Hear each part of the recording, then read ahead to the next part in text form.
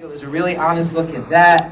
I felt like the relationship between, being an artist and growing out of it, all the things you put on your kids, the things you take away from your kids, really shook me up. A lot of those moments between a parent and a kid that you wish you could maybe take back, I thought that shook me up. My first question, though, walking away, putting you and Ted Danson on the big screen together, was there any concern that was too charming? Music where that becomes like a real pitfall, if not cringy, and in here, it was actually beautiful. Well, the thing we had going into the film, in fact, the reason the film came about is because Keegan DeWitt, who wrote the songs, is this prolific and talented artist who's also fucking gorgeous and nice. So he must be a secret axe murderer or something. He did all of Brett's movies, and he can give you a piano score. He can give you a Springsteen, Jackson Brown score. Like he can do anything. He had a song called Hearts Beat Loud that Brett heard. It was 10 years old or something. And Brett was like, that's a great title. I want to do something around this song. And then he and his writing partner, Mark Bash, who is in glasses with a plaid shirt right there, co-writer of the movie.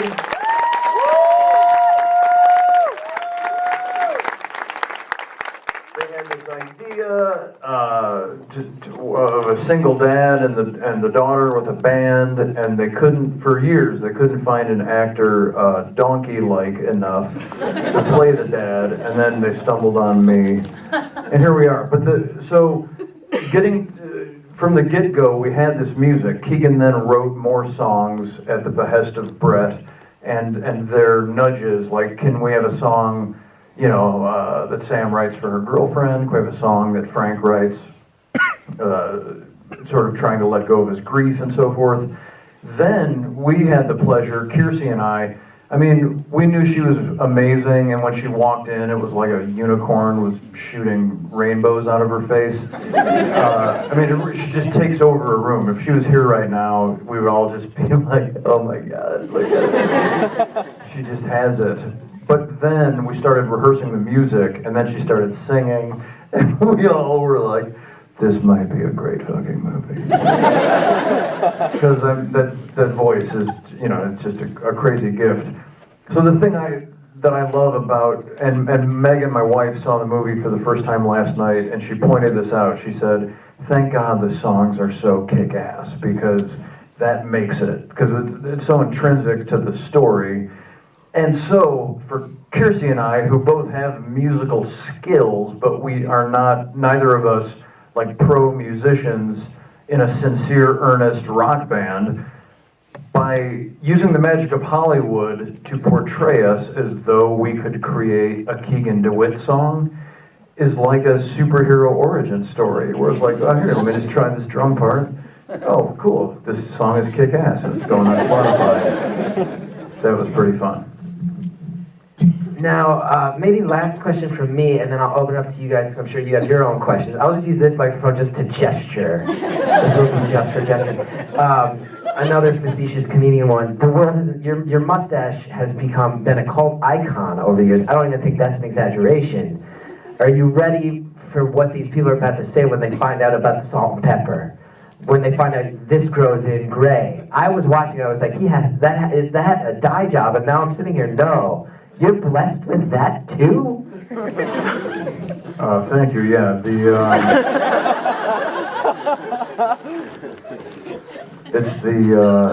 I call it the strange Dr. Strange. I just made that up. I'll probably have a better one at the later Q&A. But yeah, I don't know what will be made of these whiskers, but hopefully many people will enjoy them. I think so. I have to say too, is anybody else here? I was shocked how much of the Mitski reference, that song, Your Best American Girl, has been like, I think that's a song that's been blowing away for years, and the fact that that, which is a punk rock song by a DIY kid, is at the heart of a movie now, that's pretty kick-ass and pretty, I think, like, proof of concept that whoever did this knew what they were talking about, because that song seems to sum up a lot of what you guys did. How did that come to be involved? Just for my own personal edification, because it's one of my favorite songs.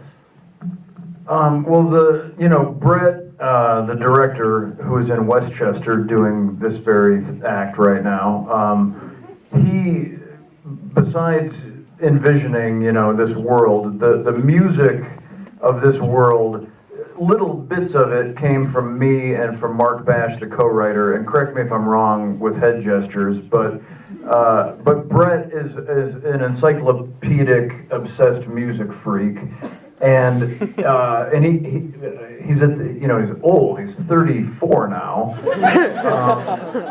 but still he keeps his finger on the pulse of what the young people are up to, and so that's the Mitski thing. That's his, right? And yeah, definitely that came from Brett, and that was part of the script from the beginning. That was something you just mentioned. It was sort of the heart of the story, and we hung on to that and ended up meeting her, and she was like, "Yeah, cool." Yeah, and not only that, we watched videos of her creating stuff to sort of instruct Kiersey in how you can now buy stuff for your computer and samplers and stuff where you can sit in your room and create incredible orchestral, pieces. And not only that, but everything that goes down with me. I love music, and I have a vast eclectic library of music, but it's not very contemporary. My capacity was reached in about 97. So, anything post Chili Peppers, I'm a little foggy, but Brett, so anything in the movie, like the Animal Collective stuff and Songs Ohia, he would play that stuff for me, and I would be like, oh yeah, this is fucking awesome. But then I wouldn't go buy the record because my capacity was reached. But so that's very much Brett, and I love that people are responding to that because it's a new thing that yes, you have your super pop hit groups I know you guys love Hanson and the Osmonds and all the Bobby Soxers, but Brett also has, as you pointed out, he goes counterculture and is but look at this weirdness that, is at the root of it all. And music people, when I talk to Rolling Stone or whoever for this, they all are man, who picked the dopest, under appreciated solo artists? Well done. I think that's enough from me. Are there any questions people have out here? Yeah, your hand went right up. Hi. Can I stand up? If you'd like to stand up. So Mike, can you hear me? Yes. Okay.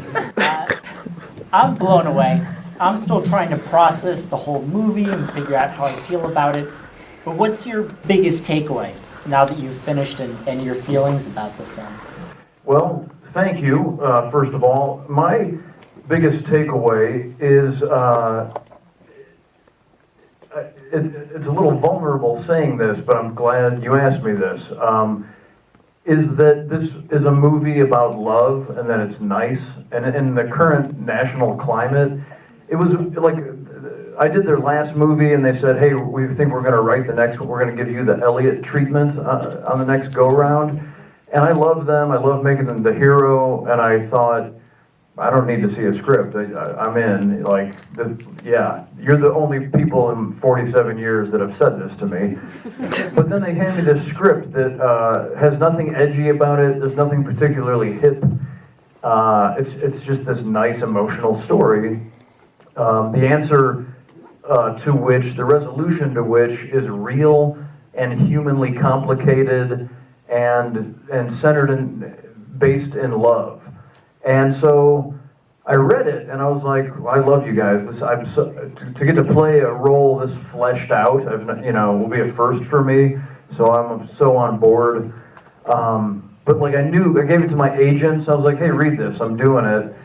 And I knew that they would be they were like, huh, is this exciting? And I was like, no, not to read. It's not. But that is what is exciting. It's fucking nice. I've been doing press for days, and everybody I talk to that has seen the movie has these really emotional reactions where they say, I can't stop thinking about this movie. It made me think about my parents or my kids or my love of, my dreams of music or whatever, or working at a cheese shop. There's been a few of those. We cover every base. And so for me, that's my takeaway, is that here in 2018, as the country is about to burn down, it's really nice that some people still want to tell us stories about love, and and boiling that down to the theme of the movie, you can make the grown-up decision that's realistic and not Hollywood, and your dreams can still stay alive. You can still write songs with your kid, even though she's going to medical school. I would have to imagine that if you're making a movie about art and your Hollywood agent doesn't get it, that you're very reassured in that moment. I have to imagine you're like, all right, on target. Does anyone else have any questions? Yeah, maybe one up front. Hi. So I'm feeling like a lot of just gratitude and other emotions I can't quite articulate. So first, I just want to say thank you. Thank you. That's one. Number two, are you? She said I look really handsome.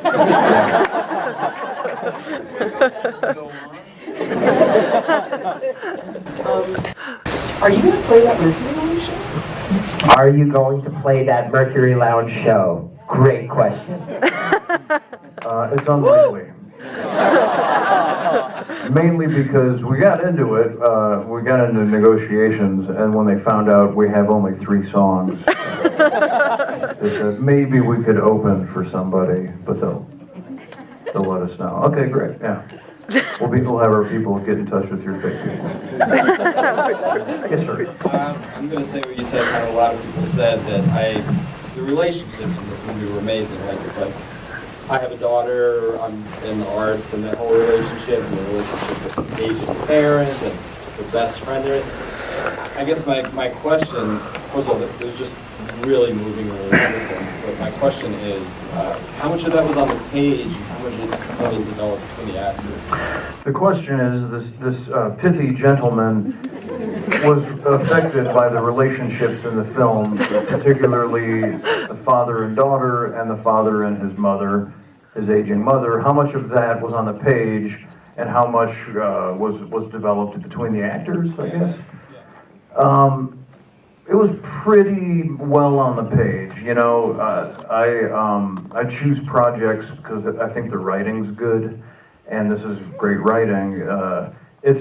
I don't mind saying it's a lazy way to choose things, because if the writing's not good, then the actor has to work really hard. That's when you need to call upon that training, and what's my motivation in this scene, what's my backstory. But if the writing's good, it's all there, and you have to just learn your lines and stand in the right place, which is laziness. And I'm a human being. I like to take the easy path, the path of least resistance, and here we are. Let's kick it back up to gentlemen in pink tie. So as has been talked about before, there's a lot of really interesting music choices, really kind of deep cuts, things like that. What are some artists you really like that you feel are underappreciated, or that you wish more people listen to? Well, I'm so glad you asked. Thanks.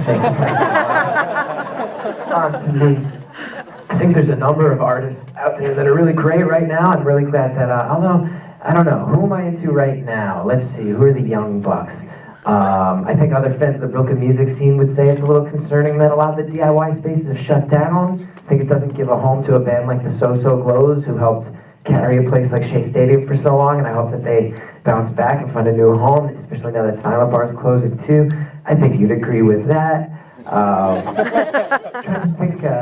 glad Jawbreaker got back together. It's really nice to see them going in 2018 and seeing them get appreciated. I feel like we all kind of retroactively actually, Dear You was pretty good. Anyway, Nick, this was meant for you, not me. The bid is over.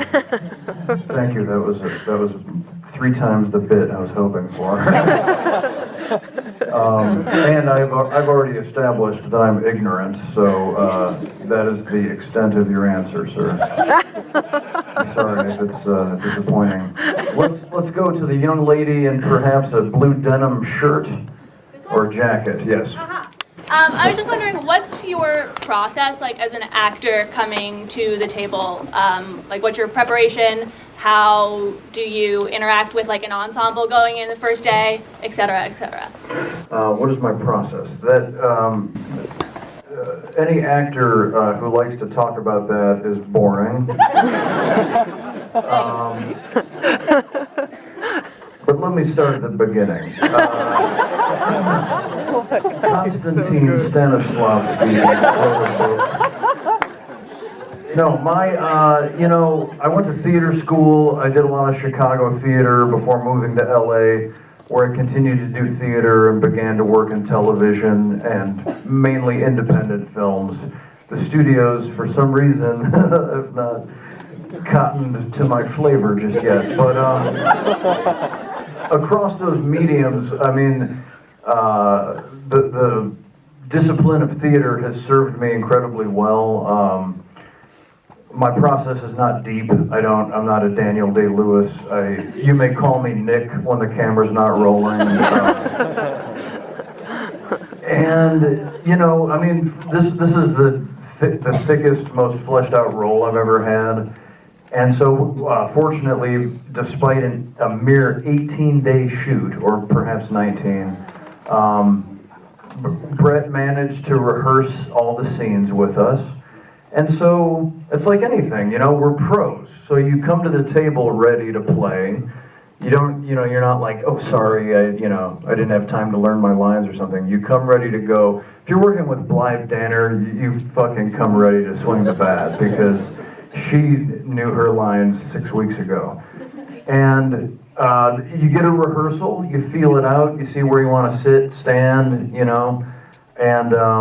it's pretty organic, and it depends on the players. If there's 6 of you, it's more complicated. That's where Brett's strong vision comes in, because again, we only have 18 or 19 days. But he and Mark, part of their secret is they write almost exclusively 2-character scenes. So you have this great ensemble dovetailing in and out of each other's lives, but you only get 2 at a time, which makes it so fun to shoot, because today is, it's Toni Collette all day. And then, oh crap, tomorrow is Ted Danson all day. So, I mean, this was challenging. It's like playing a pro sport, I would imagine, in that you go to work all day, and then I go home and learn my lines as hard as I can for tomorrow, and repeat that, for 18 times. But it's pretty workmanlike, I guess, is the short answer. I think we have time for one more question. Let's go to this lady right here. Hi, I love the movie. I was actually very surprised with the relationship between the father and the daughter. I moved here recently, and for me and my father, it wasn't music, but we played video games together. We love doing that. So when I saw the father trying to share more time with her, I thought this is very, I can really relate to this. So I wanted to know if maybe you took something from your personal life or from something that you saw. And I also wanted to know, I actually listened to the playlist you made on Spotify before coming here, and I noticed that you have some really good songs. You have some Wilco, you have some Sea Chants, which I loved, and I wanted to know if you listened, before you came into this movie, since it's such a musical movie, if you listened to some of these songs to prepare for it. Okay, so you snuck in 2 questions, for which I applaud you. The first one is, did I have any sort of parental influence that I drew from? No, I had both my parents sent to prison. Just kidding. I have amazing parents, and so not really. Other than them teaching me to try and be decent and have good manners, and be responsible and treat everybody as equals. That indirectly has influenced me to choose stories like this and portray them. It was fun playing a character with the complication that he was often more childish than his child, and he had to figure out how to get on top of that. I wish my dad would play a video game, because then we could stop chopping firewood for one goddamn minute. And the other question was, they had me make a playlist for Spotify, which is a website location where you can hear music. It's mentioned in the movie. And there, you said you liked Wilco and sea shanties, among others. And did I listen to that to prepare for the film? Again, indirectly, I used to love making mixtapes when you actually had to make a cassette tape. And I had some words with the people at Spotify because they asked me, I sent them 50 songs that I carefully curated and ordered, and they casually mentioned they couldn't find 4 of them, but that's fine, they said. It'll just be 46 songs. And I said, what do you fucking mean it's fine? There are 4 holes in my playlist, in the arc that I've so painstakingly created. So I'm glad they told me because I was able to replace them. But no, those are the songs, that was just me creating the songs of life. Like, the title of the playlist is Music by Which to Use Hand Tools. And you can take that literally or you can take it figuratively. If you take it figuratively, pace yourself, because it's 50 songs. You get a lot of work done. But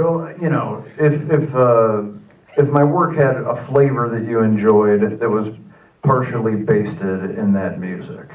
Now, I believe we have to wrap it up, but I would like Mr. Pink Tie to come down to the front, if you don't mind, and also the last young lady. You asked the best question, and you were rode hard and hung up wet. And I just came from performing on the Stephen Colbert program, where they give you a king's ransom in gift bags.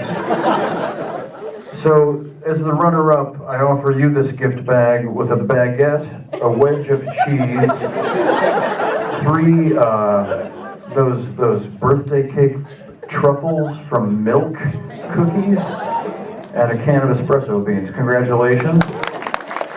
Pay no attention to the Smackery cookies bag that's purely coincidental.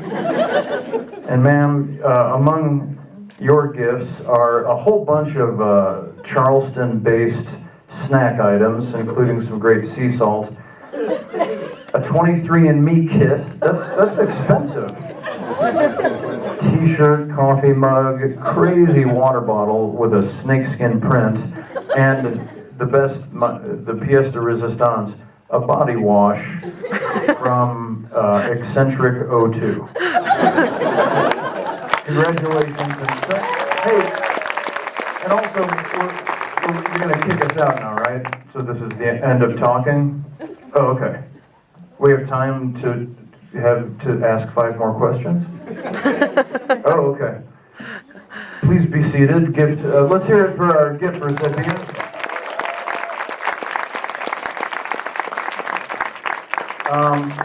Ma'am, with the glasses, I would like to answer your question. Yeah, go ahead and ask your question. It's a quick one. Okay, hang on a second. I'm the moderator. Thank you for respecting that.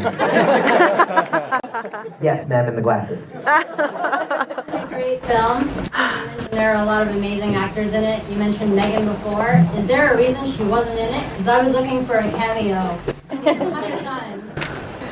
Why no cameo for Megan? How much time do we have? You know, we can't be in everything that each of us do. The physical reason is that she was shooting a television program called Will and Grace while we made this film. It shoots in Los Angeles, and this shot in Brooklyn, but there wasn't really an ideal role for her, and it's gotten to a place because a lot of people know us as a couple. So now it gets a little weird if, for example, if she was to play Toni Collette's role, it's a lot of the audience is going to know that's my wife, and that takes you, to me, it takes you out of the hope of suspending disbelief, you know. So that's the main reason. We'll work together again, and you know, this happens all the time. I apologize that you had to watch me instead of my wife. It's going to happen sometimes.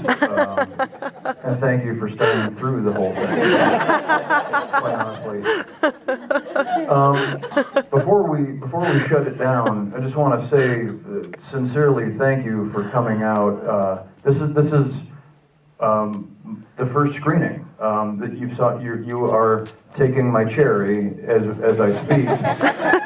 But here's the thing: this is the kind of movie we went to Sundance, and we got a nice but a wonderful small distribution company called Gunpowder and Sky. We're opening in LA, which is on the West Coast, and New York this weekend, and then it's one of those things where depending on how well you guys perform on social media, that will determine how many more cities we get to go to. So with all sincerity, if you enjoyed it and want, you know, to see it have more of a life, please, you know, cheerlead away as you will, and we would sure appreciate it, because that's where we are in 2018. You are our audience. We need you to advertise the film. And I'll turn it over to Chris to wrap things up. Thanks very much for having us. This is your first New York screening. I would imagine, when you show a movie about New York in New York, I would have to imagine that's a scary thing as an actor, producer, writer. I do want to point out two things. I really love that one of the early laps in this room was pointing out something that other people won't get, pointing out that Red Hook, impossible to get to. One of the first laps, that must have been a huge weight off your shoulders as a writer. Congrats on that. Having once dated someone in Red Hook, it's impossible. And also, I don't know if I'm the only one, as a New Yorker, the idea of using a ghost bike as a narrative device was like a stab in the guts. And I was like, wow, I can't believe no one got to that, because that is that sums so much up. And that was a real New York movie, so congrats on your first New York screening. Thank you all for coming. Nick Offerman, ladies and gentlemen.